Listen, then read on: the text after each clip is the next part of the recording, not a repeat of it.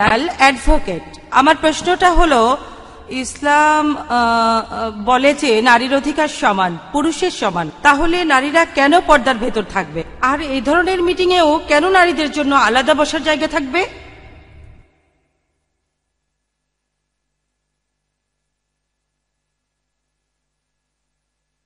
বোন, আপনি খুব সুন্দর প্রশ্ন করেছেন।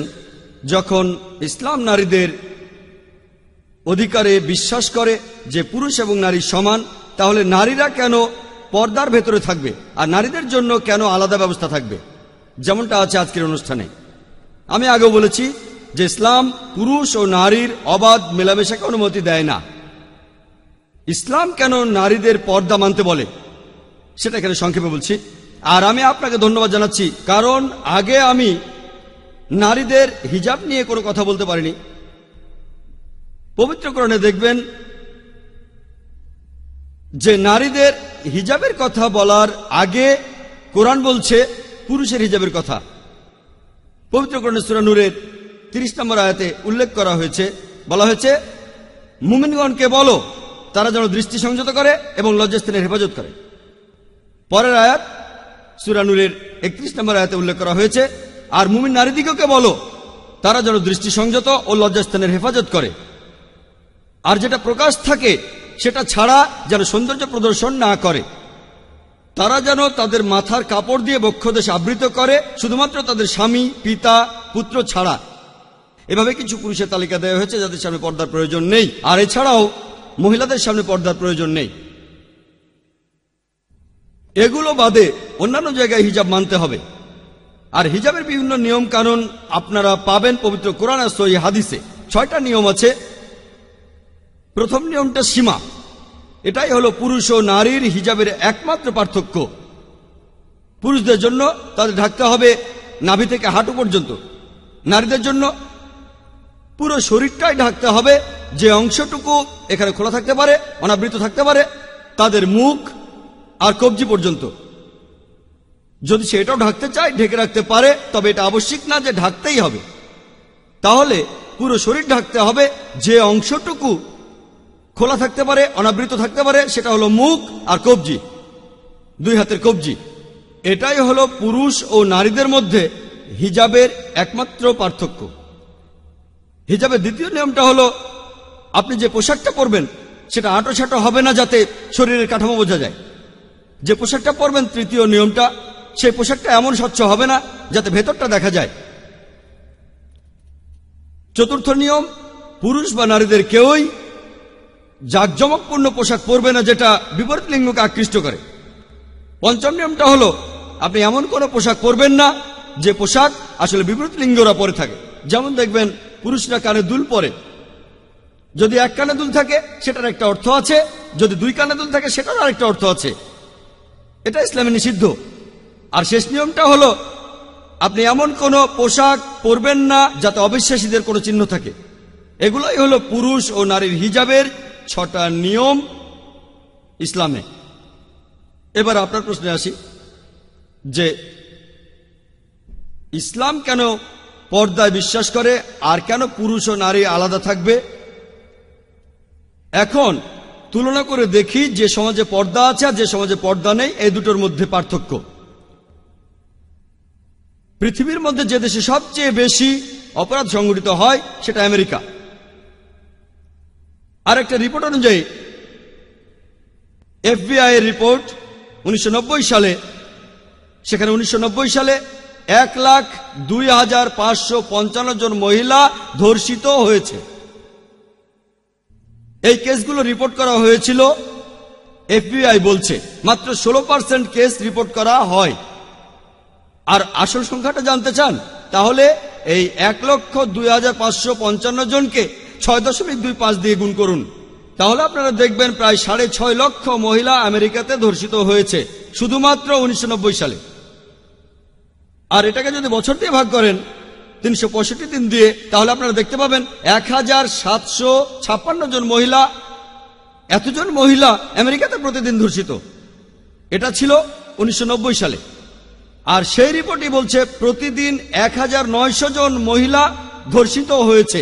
হতে পারে এটা 1991 সালের রিপোর্ট, আমেরিকানরা বেশি সাহসী হয়েছে তখন।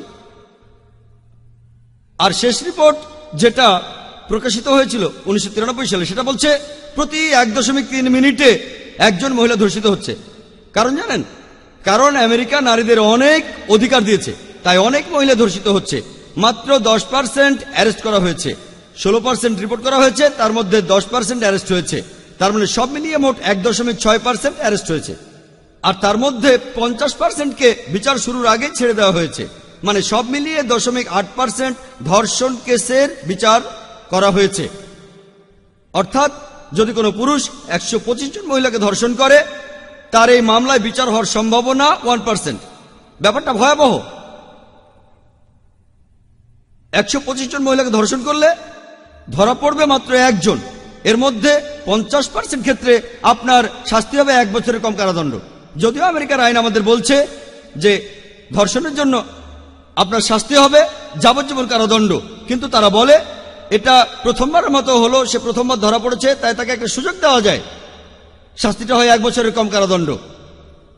এমনকি ইন্ডিয়াতেও ন্যাশনাল ক্রাইম ব্যুরোর রিপোর্ট অনুযায়ী, যে রিপোর্ট খবরের কাগজে এসেছিল 1992 সালের 1 ডিসেম্বরে, এটা বলছে যে প্রতি 54 মিনিটে একটা ধর্ষণের কেসে রিপোর্ট করা হয় ইন্ডিয়াতে। রিপোর্ট করা হয় প্রতি 26 মিনিটে ইন্ডিয়ায় একজন মহিলাকে উত্ত্যক্ত করা হয়। প্রতি 1 ঘন্টা 43 মিনিটে যৌতুকের কারণে একজন মারা যায়। যদি আমাদের দেশে ঘটিত ধর্ষণের সংখ্যা জানতে পারি, তাহলে দেখব প্রতি মিনিটে একজন করে মহিলা ধর্ষিত হচ্ছে। আমি একটা সহজ প্রশ্ন করি, যদি সব মহিলা হিজাব মেনে চলে, তাহলে আমেরিকাতে ধর্ষণের সংখ্যা এটা কি একই রকম থাকবে, কমে যাবে নাকি বেড়ে যাবে?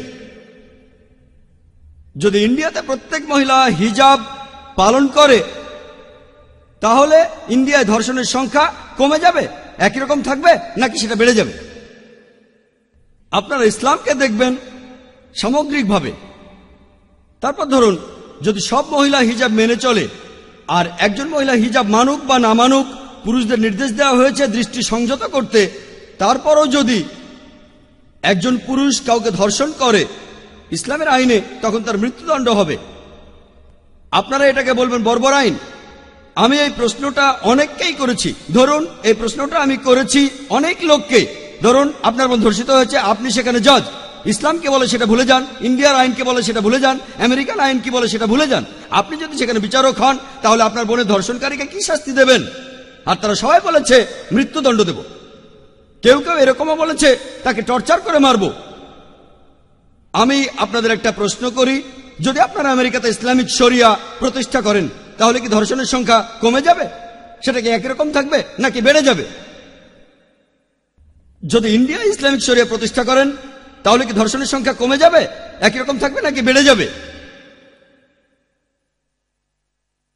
তাহলে আসুন বাস্তবের সাথে মিলিয়ে দেখি।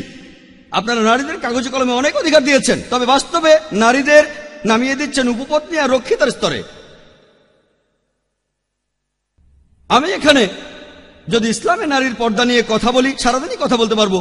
তবে এখন আমি একটা উদাহরণ দিয়ে আমি আমার এই উত্তরটা শেষ করতে চাই। ধরুন দুজন মহিলা, 2 যমজ বোন, দুজনে খুবই সুন্দরী, তারা রাস্তা দিয়ে হেঁটে যাচ্ছে, আর রাস্তার পাশেই একটা মাস্তান দাঁড়িয়ে আছে মহিলাদের উত্ত্যক্ত করার জন্য, মেয়েদের টিচ করার জন্য। 2 যমজ বোন হেঁটে যাচ্ছে, দুজনে একই রকম সুন্দরী, একজন ইসলামিক হিজাব পরে আছে, অন্যজন পরে আছে একটা মিনি স্কার্ট। সেই মাস্তান কোন মেয়েটাকে উত্ত্যক্ত করবে? কোন মেয়েটাকে টিচ করবে? সে মিনি স্কার্ট পরা মেয়েটাকে টিচ করবে।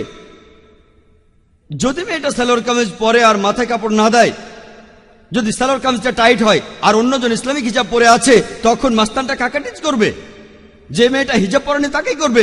এভাবেই প্রমাণ করা যায় যে ইসলামে নারীদের পর্দার মধ্যে থাকতে বলা হয়েছে। এটা নারীদের ছোট করে না, নারীদের শালীনতা বজায় রাখে।